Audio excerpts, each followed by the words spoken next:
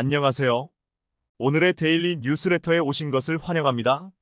최근 한국 방산을 견제하는 유럽 국가들이 선을 넘어도 한참 넘었다는 의견이 나오고 있는 가운데 이를 주도한 프랑스 마크롱 대통령을 철석같이 믿던 유럽 국가들이 유럽연합이 내민 방산 청구서에 완전히 속았다라며 한국의 바짓가랑이를 붙잡게 되는 상황에 놓였는데요.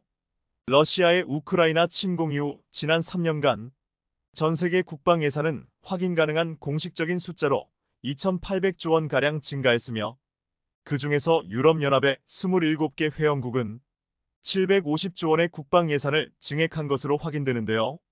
해당 국방 예산엔 병력을 증대시키는 데서 나오는 인건비와 탄약을 비롯한 소비성 물자의 확보, 그리고 첨단 기술 개발 등의 비용이 포함되며 방산 장비 도입 역시 큰 비용을 차지하고 있습니다. 이로 인해 한국은 현재 쌓인 방산 주문만 70조 원이 넘으며 2027년 기준 세계 방산 수출 4위 목표에 무난히 다가서고 있는 상황입니다. 해외 경쟁국들이 보기에 이런 성과는 한국이 단기간에 갑자기 이뤄낸 것으로 보일 수 있지만 한국인들은 전 세계 유일한 분단 국가로서 70년 이상 자주 국방을 목표로 노력해온 성과가 드디어 빛을 발한다라고 평가하고 있습니다. 특히 지난 수십 년 동안 평화의 시대에 기대며 기술력과 생산라인에 대한 투자도 전혀 하지 않으면서 단지 유럽산이라는 이유로 프리미엄 일명 바가지를 씌워 판매하던 유럽이 한국의 글로벌 시장 확대에 당황하는 모습을 보이고 있습니다. 특히 그 중심엔 프랑스의 마크롱 대통령이 나서서 유럽 회원국들만큼은 한국이나 미국산 무기가 아닌 유럽의 방산을 구매해야 한다고 목소리를 높이고 있는데 이는 사실상 유럽 내에서 그나마 경쟁력 있는 방산을 제조하는 국가인 독일과 프랑스의 무기를 구매하라고 압박하는 것입니다. 노르웨이의 경우만 보아도 차기 전차 사업 성능 평가와 종합적인 테스트를 거쳐 한국의 K 흑표에 합격점을 주었음에도 여러가지 정치적 논리를 따져 독일제 레오파르트를 선택한 것처럼 유럽 내 중소국가들은 독일, 프랑스 목소리에 따라가는 모습을 보이고 있는데요. 우리 입장에선 납기도 느리고 비싸기만 한 유럽제 무기를 유럽 중소국들이 울며 겨자 먹기로 선택했다가 크게 후회하고 있는 상황이 나오고 있습니다. 마크롱 대통령은 유럽의 자주 국방을 위해 유럽산 군사장비를 더 많이 구매할수록 유럽의 일자리가 늘어나고 경제가 발전하는 선순환의 논리를 내세우고 있습니다. 실제로 프랑스와 독일의 방산업체들은 한국의 방산업체들과는 다르게 유럽 내 수많은 다국적 하청업체들을 두고 문어발식으로 협력하고 있는데요. 이렇게 다국적 유럽 기업이 협력하는 구조가 되어야 유럽연합으로부터 보조금 지급을 받을 수 있기 때문입니다. 이런 방식은 유럽의 중소국가들도 프랑스와 독일제 무기의 부품을 납품하면서 파이를 나눠 먹을 수 있다는 장점이 있지만 이런 유일한 장점을 제외하면 유통 단계의 상승과 문어발식 구조로 방산 가격이 기형적으로 상승하게 되어 국제적인 경쟁력이 떨어질 수밖에 없다는 것입니다. 하지만 이렇게 경쟁력이 떨어질 수밖에 없어도 그동안 독일, 프랑스 방산업체들은 유럽제 프리미엄 일명 바가지를 씌워서 방산 선택지가 많지 않은 국가들에게 비싸게 팔아먹는 전략으로 명맥을 겨우 유지하고 있었는데요. 자주 국방을 목표로 지난 수십 년 동안 앞만 보고 달려온 한국의 방산 기업들이 방산업체의 공급망 수직 계열화를 통해 모든 핵심 부품의 국산화 및 자체 생산을 성공하면서 압도적인 가격과 기술 경쟁력을 갖추게 되자 이름과 프리미엄 전략을 들고 나온 유럽 업체들이 이제는 힘을 쓰지 못하는 상황이 된 것입니다. 이에 마크롱 대통령이 꺼내든 카드는 아무리 비싸도 유럽제 무기를 구매하는 게 하청업체로 있는 중소형 유럽 국가들에게 도움이 된다는 주장입니다. 또한 추가적으로 나올 불만을 잠재우기 위해 유럽연합은 자체적으로 유럽 영내 방산을 도입하는 국가들에게 세금 혜택과 보조금을 지급한다는 정책을 내놓고 있습니다. 한마디로 지난 수십 년간 기술 투자와 설비 확장에 소극적이던 유럽이 보조금 지급과 정치적 술수 등 부가적인 수단을 통해 부족한 유럽의 방산을 계속 유지시킬 것이라는 전망인데요. 단적으로 한국과 지상무기 최대 라이벌인 독일의 경우만 보아도 우크라 침공 이전에 GDP 대비 국방비를 0.5% 수준만 사용해오다 갑자기 110조 원 규모의 특별 국방 예산을 편성하고 단계적으로 GDP 대비 국방비를 2%로 늘릴 정도면 그동안 얼마나 투자가 미흡해왔는지 알 수 있습니다. 특히 110조 원의 특별 국방 예산은 대부분 독일이 주도로 개발한 유로파이터 타이푼을 추가로 확보하는 것보다 미국제 F-35 스텔스기를 구매하는데 사용된 만큼 독일과 유럽의 국방 기술이 얼마나 과대평가되었는지 알 수 있습니다. 실제로 이탈리아의 경우 차세대 전차 사업을 진행하며 프랑스와 독일의 합작사 KNDS와 협력했지만 아직 설계도로만 존재하는 전차를 30조 원을 들여 구매한다는 비판에 독일 라인메탈의 판터 차세대 주력 전차를 200여 대와 링스 보병 전투장갑차 350여 대를 도입하기 위한 협상 단계에 있는 것으로 파악됐습니다. 그런데 여기에 큰 문제가 두 가지 있는데요.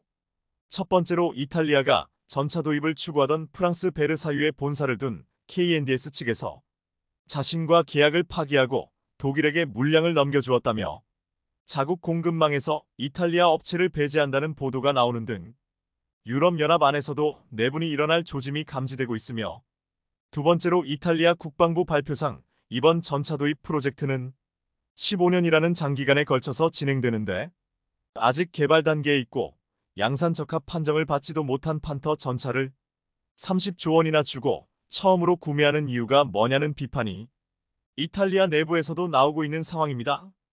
특히 판터 전차는 지금으로부터 40년 전 개발된 레오파르트 전차의 프레임에 새로운 주포를 달고 장갑을 업그레이드하며 전자장비를 새롭게 추가한 버전인데요.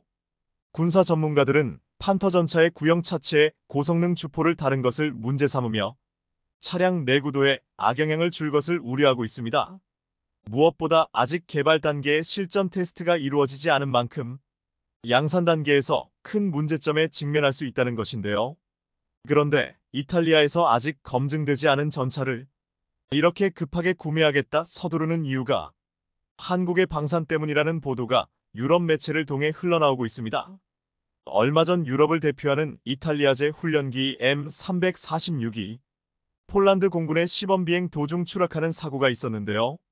현재 폴란드와 이탈리아 양국의 조사가 이루어지고 있지만 M346과 같은 체급인 한국의 FA50을 대량으로 도입한 폴란드인 만큼 전 유럽 국가들 이 한국의 FA50에 주목하게 된 계기가 되었습니다. 이번 일로 이탈리아 M346의 실제 가동률은 40% 수준으로 확인되었으며 한국 FA50의 90%가 넘는 가동률에 비해 현저히 떨어지는 수치를 보여주었습니다. 게다가 FA50은 나토 표준격인 F-16, F-35를 개발한 로키드 마틴과의 협력으로 생산되어 이탈리아제 M346보다 조종사들의 훈련 목적과 실전성에 부합한다는 평가를 받고 있지만 여러 가지로 부족한 이탈리아의 훈련기라도 유럽은 유럽제 M346을 계속해서 사용할 것이라는 암시를 주고 있습니다. 이번에 독일 전차를 도입한 이탈리아의 계산에는 여러 가지로 문제가 있지만 유럽 내 수출을 책임지던 M346 수출 관련한 협상이 물밑에서 진행되었을 것이란 얘기가 나오는 이유입니다. 독일이 주도로 개발한 유로파이터 타이푼의 훈련기로 이탈리아제 M346이 쓰이고 있기 때문에 이탈리아는 독일의 전차를 구매하는 걸 통해 독일이 개발한 유로파이터가 판매되면서 발생하는 낙수 효과를 얻기 위한 목적으로 보인다는 것입니다. 이번 일로 알 수 있는 중요한 점은 방위산업의 경우 압도적인 기술력과 가격 경쟁력도 중요하지만 정치적 요인이 매우 중요한 구매 결정 요인 중 하나라는 것입니다. 특히 한국의 방산을 구매한 동유럽 국가들은 우크라이나 및 러시아와 국경을 맞대고 있어 발등에 불똥이 떨어진 국가라는 공동점이 있지만 그 밖의 다른 국가들은 언제 개발이 완료될지도 모르고 15년이라는 비현실적인 대기 기간을 거쳐서 납품받는데도 불구하고 유럽과 나토 소속이라는 명분에 영내 도입을 진행하고 있다는 것입니다. 하지만 지금은 한국의 방산을 견제하는 유럽의 행보가 못 믿어올지라도 군사 전문가들은 결국엔 유럽의 이런 행보는 유럽제 무기의 신뢰도와 경쟁력을 스스로 잃어버리게 되는 원인이 된다며 최종적으로는 유럽의 비싸고 비효율적인 무기는 유럽 내부에서만 사용하게 되고 국제 표준을 맞추면서 기술력과 가격을 확보한 방산이 글로벌 시장에서 선전할 것이라 보고 있습니다. 유럽의 편법과도 같은 방산 계약은 적어도 유럽에서만 통하지 유럽 이외 국가에선 통할 리가 없다는 것이며 이탈리아 내부에서도 200대밖에 안 되는 전차를 15년이라는 장기간에 걸쳐서 받는다는 게 황당하다는 얘기가 나오고 있는데 유럽이 이런 납기마저 지키지 않으면 신뢰를 잃는 것은 물론 경쟁력 하락까지 피할 수 없다는 것입니다. 하지만 15년이나 지난 시점에선 이미 늦었다는 것이죠. 유럽연합의 방산 청구서를 받은 국가들이 후회하기엔 이미 늦었고 현 시점에서도 비싸고 계획서만 있는 유럽산 무기를 구매하는 건 마크롱에게 속는 것이라는 경고가 나오는 이유입니다. 유럽이 정치 술수와 편법으로 기술력과 가격을 감추는 건 아주 잠깐이 될 것이고 한국 방산의 시대적 흐름을 막기란 어려울 것입니다. 전투기, 자주포에 이어 최근엔 잠수함에 이르기까지 한국 방산의 경쟁력이 점차 높아지고 있는 모습입니다. 최근 한국이 70조 원에 육박하는 북미 잠수함 시장에서 수주가 유력할 것으로 예상되고 있기 때문인데요. 그런데 사실 대한민국의 잠수함 역사의 시작은 불과 1987년으로 당시 잠수함 건조 기술을 배우기 위해 150여 명의 기술자를 독일로 보낸 것이 처음이었습니다. 이렇듯 대한민국은 독일에서 가져온 잠수함 기술을 가지고 현재는 세계 최강의 잠수함을 만드는 나라로 발전하기에 이르렀는데요. 그런데 최근 한국이 북미 잠수함 시장까지 진출하자 전 세계 방산 업계가 깜놀했다고 합니다. 그 중에서도 특히나 중국이 소식을 듣고는 경악을 금치 못했다고 하는데 이에 대해 자세히 알아보겠습니다. 지난 6일 태국에서 열린 태국 방산 전시회 디펜스 언드 시큐러티에서 유독 비교가 되는 전시관이 있어 세간의 이목이 쏠렸습니다. 다름이 아닌 바로 2023 태국 D&S에 참가한 대한민국과 중국의 전시관으로 중국의 이번 태국 방산 전시회 참석 의지를 의심해볼 만할 정도로 너무 볼 게 없다는 평가가 잇따랐기 때문입니다. 방산업계에 따르면 중국은 이번 2023 태국 D&S에서 2600톤급 잠수함을 비롯해 300톤급 무인전투 수상정, 2만톤급 상륙함, 6000톤급 호위함 모형을 전시했습니다. 이 외에도 중국은 공격용 드론, 대구경 다연장 로켓 등 자신들이 내세우고 싶어하는 무기체계들을 공개했는데 그런데 여기엔 놀랍게도 엔진 없는 수출형 잠수함까지 전시됐다는 점입니다. 사실 중국산 무기들은 대부분 러시아나 미국 무기체계를 불법적으로 복제하거나 해킹으로 기술을 탈취해 개발한 것들이 대부분이지만 전 세계 방산 업계 관계자들이 대거 참석하는 방산 전시회에서조차 부끄러움 하나 없이 엔진 없는 잠수함까지 공개했다는 사실에 무척이나 놀라운데요. 더구나 이번 태국 D&S에는 전 세계 신개국 500개 업체가 참여한 가운데 남중국해 영유권 갈등으로 안보 요구가 높아진 동남아 국가들이 눈에 불을 켜고 지켜본 만큼 중국의 뻔뻔함이 어이가 없을 정도입니다.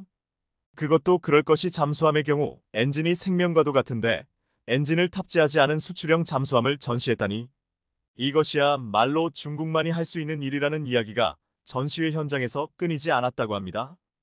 반면에 이번에 국내에서 유일하게 태국 D&S 전시회에 참가한 하나오션의 부스 분위기는 같은 장소이라고 볼 수 없을 정도로 사뭇 달랐습니다. 방산업계에 따르면 이번에 하나오션은 국내 함정 건조 업체로는 유일하게 태국 D&S에 참가해 2000톤급 수출형 전투함과 3000톤급 호위함, 장보고 3000톤급 잠수함, 미래 무인 전력 지휘 통제함을 전시했습니다. 이 가운데 2019년 태국에 수출된 3000톤급 호위함은 태국의 전 국왕이자 국부로 추앙받는 푸미폰 아둔야댓으로 이름 붙여졌다고 하나오션은 전했는데요. 특히나 하나오션은 이번 태국 D&S 전시회 기간 동안 잠수함 수출을 목표로 필리핀 국방부 관계자를 비롯해 태국과 사우디아라비아, 오만, 말레이시아 해군 관계자들과 수주를 위한 상담을 진행하며 유의미한 결과를 이끌어냈습니다. 중국해 영유권 갈등으로 안보 요구가 높아진 동남아 국가들이 중국이 아닌 한국의 하나오션 부스에 인산인해를 이루면서 완전히 상반된 분위기를 연출한 겁니다.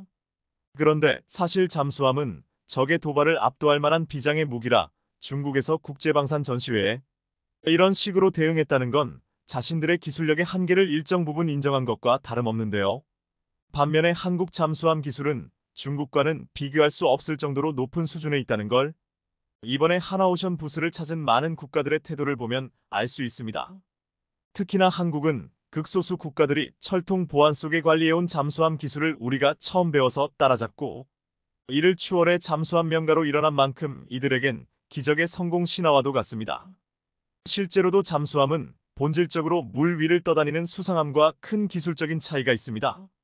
우선 엄청난 수압을 고르게 견디도록 골격에 해당하는 압력 선체를 완벽한 원통형으로 유지해야 하고 특수 재질을 사용해야 하는데 설계 제작 과정에서 미세한 오류라도 방치했다간 심리도 못 가서 찌그러집니다. 더구나 잠수함의 목적은 관광이 아닌 전투 수행인 만큼 기능의 복잡성은 말하지 않아도 입이 아픕니다. 이렇듯 난해한 기술적인 요인들을 감안해 방산 전문가들은 잠수함을 고도지능을 가진 물고기에 비유하기도 하는데, 그런데 놀랍게도 한국의 명품 잠수함은 이미 그 수준에 근접해 있다는 평가입니다. 더구나 한국의 잠수함 기술은 뛰어난 자막 능력은 물론 연료를 스스로 공급하거나 불필요한 소음을 내지 않는 것과 더불어 심지어 바다를 오염시키지 않는다고 합니다. 그 중에서도 가장 획기적 도약은 아예 연료 체계의 틀을 바꿔버린 공기불요 추진 AIP 장치의 등장으로 AIP는 수소를 산소와 결합해 전기를 생산하고 맹물을 배출하는 신개념 추진 체계입니다. 최근 국제전시회에 선보인 3600톤급 장보고 3배치2가 바로 이 수소전지와 리튬이온 배터리를 결합해 만든 최신형 하이브리드 잠수함입니다. 주목할 점은 자망 시간을 3배 이상 늘려 국제적 제약이 많은 핵잠수함을 제외하고는 경쟁 상대가 없고 오염물질도 거의 나오지 않는 점입니다. 또한 소음을 없애는 스텔스 기술도 엄청난데 이걸 줄이려 선체를 유선형으로 만들고 생선 비늘 같은 흡음 타일을 붙이고 내부엔 탄성 마운트를 설치합니다. 그런데 하나오션은 여기에 음향수조 실험을 통해 소리의 파장, 반사 산란, 굴절 등 특성을 파악함으로써 탐지 능력과 피탐 능력을 동시에 향상시켜 왔습니다. 이뿐 아니라 실제 전투 수행을 위한 오차 범위 0.01 이내로 설계된 초정밀 발사관에서 언제든 발사 가능한 SLBM을 비롯해 첨단 어뢰, 다목적 무인 잠수정 등 온갖 임무가 부여된 장치들도 탑재되는데요. 인공지능도 머리 아파할 만한 다양한 고난도 업무를 우리 잠수함이 탑재하고 있는 겁니다. 그런데 최근 하나오션이 캐나다 잠수함 수주전에 본격 시동을 걸었다는 소식이 전해졌습니다. 방산업계에 따르면 지난 6일 하나오션은 캐나다 잠수함 전문 포럼 딥블루 포럼 2023에 참석해 현지 4개 기업과 캐나다 잠수함 사업을 위한 사건의 MOU를 체결하며 물꼬를 텄습니다. 이번에 MOU를 맺은 캐나다 기업들은 시뮬레이터, 전장 부품 제작 및 잠수함 유지보수, 가상현실 훈련 장비, 건설 등 사업을 운영 중인 것으로 전해집니다. 현재 캐나다 정부는 해군이 보유하고 있는 빅토리아급 잠수함 4척을 대체하기 위해 약 60조 원을 들여 12척의 잠수함을 발주할 예정으로 알려졌습니다. 캐나다 잠수함 사업은 이르면 2026년 계약자를 선정할 것으로 보이며 60조 원은 유지보수까지 포함한 규모로 한 척당 건조 비용은 2조 원가량으로 추정됩니다. 현재 방산업계 내에서는 하나오션의 수출 경쟁력이 높은 만큼 수주 가능성을 높게 바라보고 있습니다. 실제로 하나오션은 209급 9척, 214급 3척, 3000톤급 3척 등 총 21척의 잠수함 건조 경험을 갖고 있으며 6척의 1400톤급 잠수함을 수출한 잠수함 명가입니다. 하나오션은 이런 기술력과 더불어 이번에 물꼬를 튼 캐나다 현지 업체와의 협력을 통해 캐나다 잠수함 사업에서 유리한 고지를 선점했다는 평가입니다. 실제로 이번에 하나오션과 MOU를 맺은 캐나다 기업 CAE는 시뮬레이터 훈련 체계 분야에서 세계 75% 점유율을 보유한 기업이며 제이스쿼드 테크놀로지스는 전장 부품 제작 기업으로 캐나다 잠수함 유지보수 사업에 참여하고 있습니다. 나머지 기업들도 캐나다 잠수함 획득 사업을 성공적으로 이끌어낼 만한 경쟁력을 보유하고 있으며 하나오션이 이번 수주전에서 최적의 솔루션을 찾는데 큰 도움을 줄 것으로 기대됩니다. 이렇듯 글로벌 해양 방산 시장 영역을 확대하기 위한 노력은 하나오션뿐 아니라 국내 방산업계가 머리를 맞대 역량을 집결할 것으로 보이는데요. 실제로 최근 국내 방산업계는 캐나다, 폴란드, 필리핀에서 진행될 예정인 잠수함 수주전에 본격적으로 뛰어들 준비를 마쳤다고 합니다.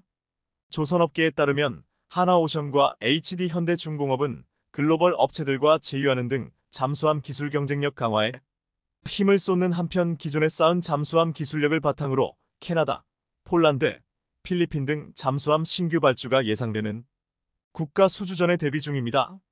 예상 사업비만 약 70조 원으로 수주만 된다면 단군 이래 최대 방산 수출 계약이 될 것으로 기대됩니다. 우선 앞서 말씀드렸던 것처럼 캐나다 해군은 해상 방어를 강화하기 위한 목적으로 사업 규모만 60조 원에 달하는 3,000톤급 잠수함을 최대 12척 도입할 계획입니다.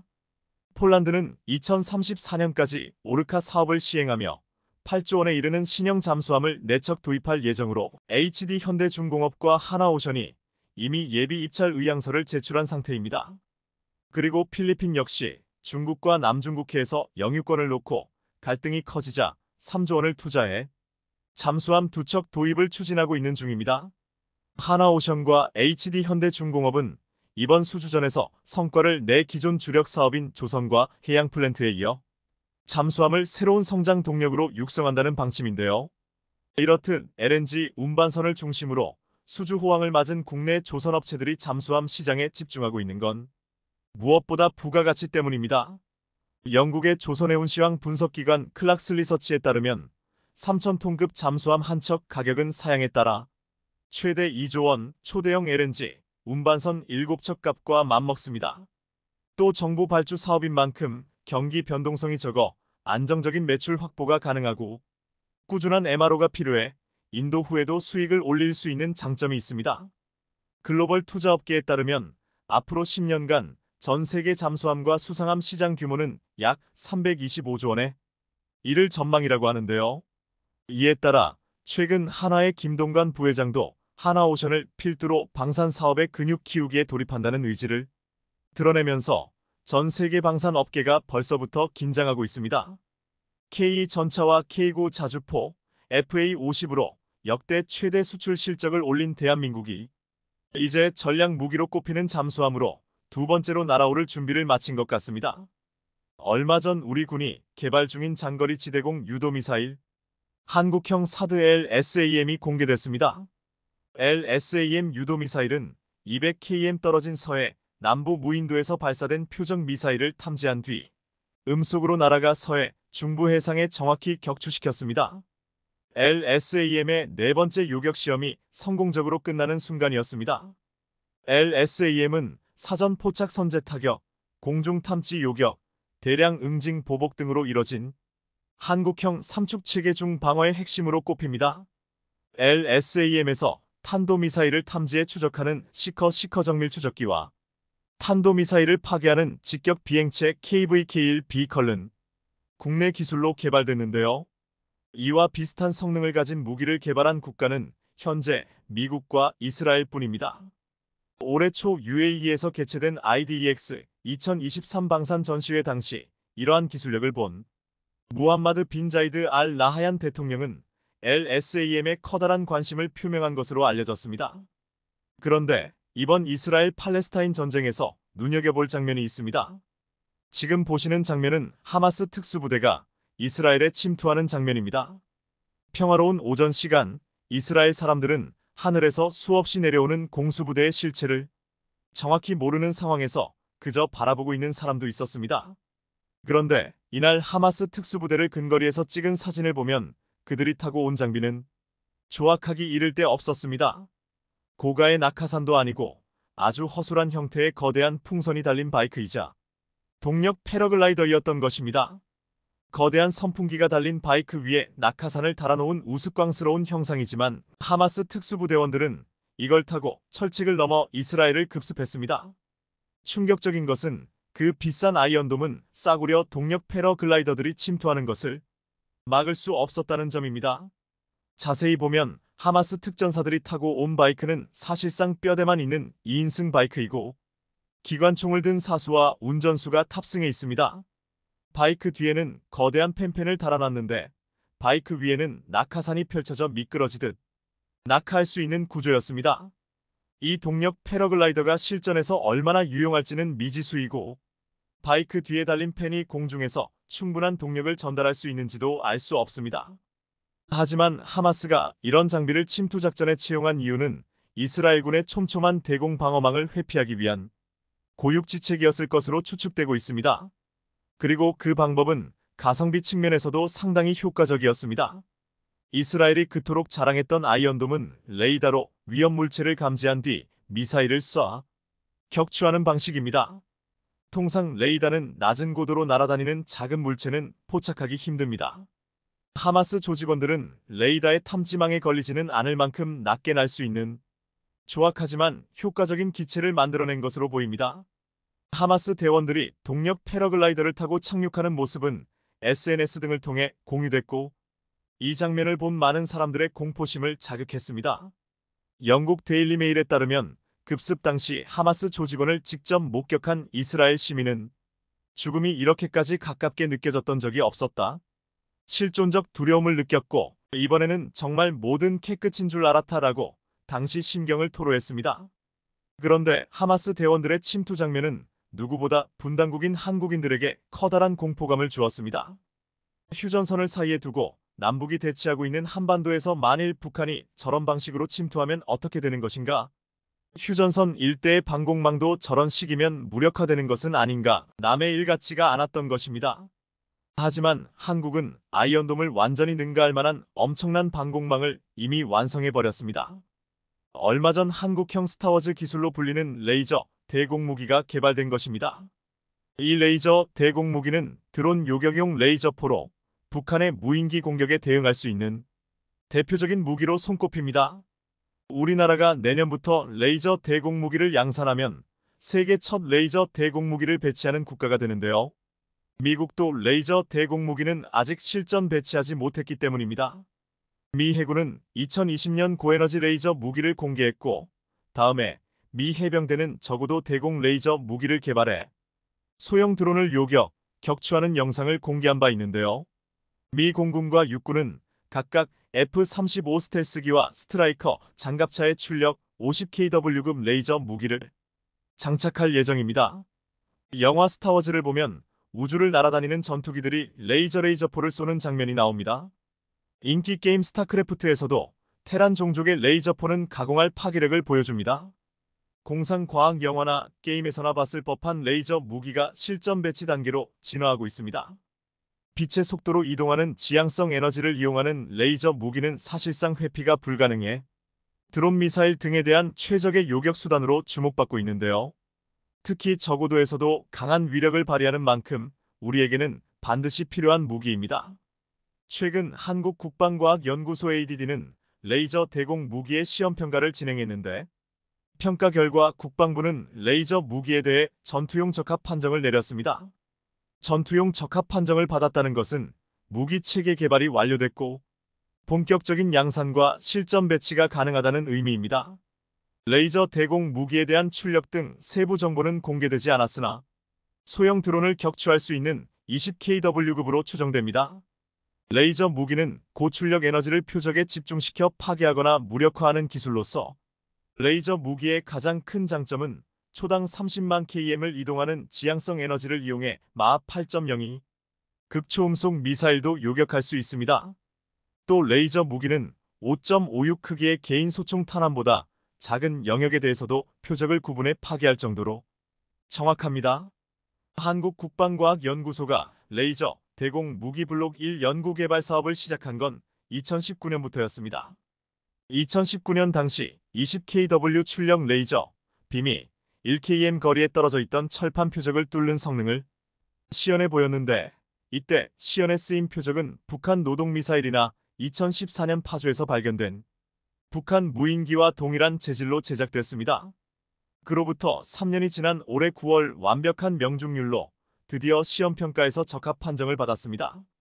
한국의 레이저 대공무기는 사거리가 3km로 늘었고 레이저를 30회 발사해 3km 밖에 있는 무인기 30대를 모두 맞춰 100% 명중률을 기록한 것입니다.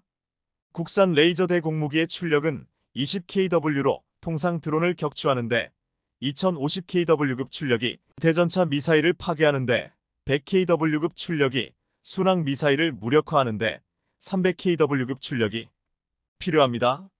따라서 우리 군은 앞으로 레이저 대공무기 블록1을 2030년까지 더욱 발전시켜 출력을 30kW까지 늘릴 예정입니다. 한국의 레이저 대공무기는 속도와 가격 경쟁력이 장점으로 꼽힙니다. 레이저는 초당 30만 km을 날아가 극초음속 미사일보다 빠릅니다. 따라서 레이저를 피하거나 레이저 공격에 맞대응하는 것은 사실상 불가능합니다. 가격도 저렴합니다. 레이저 무기는 1회 발사 비용이 $1가량입니다. 사드 미사일 한 발이 110억 원이고 신궁 미사일 한 발이 2억 원인 것과 비교하면 비교할 수 없을 정도로 저렴합니다. 현재 북한의 장사정포는 우리 수도권에 매우 큰 위협으로 작용하고 있습니다. 하지만 이스라엘의 아이언빔과 같은 레이저 무기로 방어망을 구축하여 북한 장사정포의 공격을 효과적으로 방어하게 되면 국민의 생명과 각종 자산을 보호함은 물론 대화력전에서 절대 우위를 점할 수 있을 것입니다. 또한 최근 우크라이나 전쟁에서 드론이 주목받고 있는데 드론을 이용하여 동시다발적으로 특정 지역을 집중 공격할 경우에도 역시 아이언빔과 같은 레이저 무기로 방어망을 구축하게 되면 기존의 단거리 방공무기 20발칸, 천마, 신궁에 비하여 매우 효과적으로 경제적으로 드론 공격을 격퇴시킬 수 있을 것입니다. 나아가 미국에서 개발이 진행 중이거나 전력화되고 있는 육군, 해군, 공군의 각종 레이저 무기 AHEL, TALWS, 힐리아스, DMSHORAD 등 수준의 레이저 무기를 우리 항공기나 함정, 장갑차에 탑재해 각종 임무에 투입하게 되면 현재 운용하고 있는 재래식 무기와 더불어 월등한 능력으로 주어진 임무를 수행할 수 있을 것입니다. 예를 들어 레이저 대공무기를 KF-21, K, K9, 레드백 장갑차의 방어 시스템으로 장착하면 더욱더 강력한 무기가 될 것으로 예상됩니다. 드론이 근처에 오기 전에 요격할 수 있기 때문입니다. 당장 내년부터 한국이 레이저 대공무기 양산에 돌입하게 된다면 레이저 기술의 최선두로 알려져 있는 미국, 이스라엘 이 두 나라보다 한국이 먼저 양산에 성공하게 되는 것인데요. 이러한 한국에 주어야 할 돈을 차일피일 미뤄온 인도네시아는 땅을 치고 후회할 것으로 보입니다. 반도체 파운드리 기업들 간 3나노 경쟁이 가속화되고 있는 가운데 얼마 전 TSMC의 기술이 사기에 가까울 정도로 부풀려져 있다는 정황이 드러나 삼성이 반격의 기회를 잡을 것이란 전망이 나오고 있습니다. 애플은 얼마 전 업계 최초로 3나노 공정 기반의 모바일 애플리케이션 프로세서 AP-A17을 아이폰 15에 장착했습니다. 그런데 문제는 A17의 생산을 담당하는 TSMC가 보여준 성능 향상이 이전 세대에 비해 기대 수준을 크게 만족하지 못했습니다. 반면에 삼성전자는 3나노 2세대 공정이 기존 4나노 공정과 견주어 성능은 22%, 전력 효율은 34% 향상됐다고 밝혔기 때문입니다. 삼성의 3나노의 경우 반도체가 차지하는 면적은 기존 대비 21% 축소됐고 성능-P, 전력-P, 크기어로 불리는 반도체의 핵심 경쟁력 모두가 상당 부분 개선되었던 것입니다. 따라서 지금 업계에서는 TSMC의 3나노 공정이 아직 초기 단계이며 미완성 공정이라는 점을 문제로 지적하고 있습니다. 시장조사업체 테크인사이트의 자회사인 IC놀로지 LLC의 분석에 따르면 TSMC의 3나노 공정은 공정 미세화에 따른 트랜지스터의 집적도가 인텔의 7나노급 공정인 인텔사와 비슷한 수준으로 나타났습니다. 집적도뿐만 아니라 고성능 셀 하이 퍼포먼스 셀즈로 비교해도 성능 향상 측면에서 인텔의 7나노 공정과 비슷한 수준이라는 것입니다. 발열 문제와 전력 효율성 측면에서도 개선된 게 없다니 이 정도면 거의 사기 수준 아니냐는 게 업계의 반응입니다. 해외 IT 매체들도 A17에 적용된 TSMC 3나노 공정에 부정적인 반응을 내놓아 TSMC는 지금 최악의 위기를 맞고 있습니다. 영국 IT 전문 매체 PC게이머는 아예 이렇게 직격탄을 날렸습니다. 새로운 3나노 실리콘의 장점이 어디에 있는지 알기 힘들다. 새로운 SoC 시스템 온칩는 트랜지스터 수가 크게 증가하지 않고 성능이 크게 향상되지 않으며 효율성도 크게 향상되지 않았다. 한편 3나노 모바일 AP 시대가 열리면서 파운드리 기업 간의 경쟁은 가속화되고 있습니다. 퀄컴은 2024년 3나노 공정을 통해 스냅드래곤 8 4세대를 생산할 예정이고 삼성도 이르면 올해 말 4나노 공정을 활용한 엑시노스 2400을 공개하고 내년 말 3나노 공정을 적용한 신제품을 개발할 예정인데요. 이 가운데 삼성전자는 내년에 3나노 2세대 공정 양산에 들어갈 예정입니다. 지난해 삼성전자는 3나노 GAA 2세대 공정에서 대형 모바일 고객을 이미 확보했다고 밝힌 바 있는데요. 일각에서는 반도체 설계업체들이 제조 비용 절감과 공급망 안정을 위해 삼성전자의 3나노 공정을 함께 이용할 수 있다는 관측도 나오고 있습니다. TSMC의 3나노 수준이 실망스러운 것으로 나타남으로써 삼성에게 기회가 올 것이란 이야기입니다. 또한 업계에서는 3나노 이하 파운드리 자체 난이도도 높기 때문에 이미 3나노 GAA FET 수율이 60% 이상 올라온 삼성전자가 2나노 경쟁에서도 유리할 것으로 전망했습니다. 3나노는 삼성전자가 지난 2022년 세계 최초로 상용화한 기술로 현재 삼성과 TSMC가 유일하게 생산하고 있습니다. 그런데 업계에서는 TSMC가 3나노에 적용하고 있는 핀펫 FET 방식이 한계에 도달한 것으로 보고 있습니다.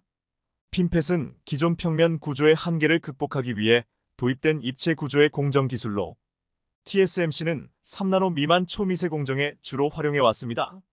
반면 세계 파운드리 2위 삼성전자는 3나노에 GAA 게이트 올어라운드 기술을 적용했습니다. GAA 기술은 3나노 이하 초미세 공정에서 핵심 기술로 꼽힙니다. 채널과 게이트가 3면이 맞닿는 핀펫과 달리 GAA는 4면에서 맞닿게 해 전력 소모가 더 적고 누설 전류도 적다는 특징이 있습니다. 또 GAA는 핀펫보다 전력 대비 성능 측면에서도 10% 정도 우위에 있는 것으로 알려져 있습니다. 그래서 업계에서는 3나노 이하 공정부터 삼성이 TSMC에 앞설 가능성이 높다고 전망하는 것입니다. 애플의 아이폰 15에 자신들이 개발한 3나노 N3을 적용하기로 했을 때만 해도 기고만장했던 TSMC는 자신들의 3나노 수준만 탄론하고 시장의 반응이 싸늘하자 시작부터 꼬이고 말았습니다. 3나노를 기점으로 이제 TSMC와 삼성전자의 기술 격차는 극명해질 것입니다. 이런 타이밍에 메모리 반도체 분야에서도 삼성전자는 기회를 잡았습니다. 삼성의 과감한 메모리 반도체 감산 전략이 먹히고 반등을 시작한 것입니다. 감산 효과가 통상 36개월 이후 나타난다는 점에 비춰볼 때 올해 하반기는 업황 정상화에 있어 적기인 셈입니다. 업계에서는 감산 효과는 물론 점진적으로 늘어나는 HBM과 DDR5 등 고부가 제품 수요에 힘입어 내년부터 본격적인 상승 국면을 맞이할 가능성이 크다는 전망이 나오고 있습니다. 반면 일본 반도체 업체 키옥시아는 최악의 상황을 맞았습니다.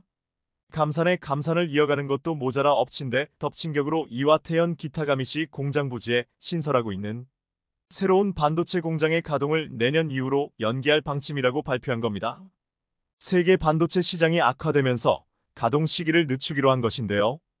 키옥시아는 일본 사회의 디지털화에 따른 반도체 수요 확대를 기대하고 대규모 공장을 만들고 양산에 들어가려고 했지만 코로나19 직격탄을 맞은 데 이어 반도체 불황까지 겹치면서 감산을 계속해왔고 반도체 공장을 지어놓고도 가동조차 연기할 수밖에 없는 상황이 된 것입니다. 그런데 현재 반도체 업계에서는 낸드 시장이 내년 상반기까지 불황을 이어갈 가능성이 높아지면서 반도체 상위 업체 중 한 곳이 사업을 접게 되는 치킨 게임 결과가 내년 안에 드러나게 될 것이라고 예상하고 있습니다. 그 회사가 어디냐?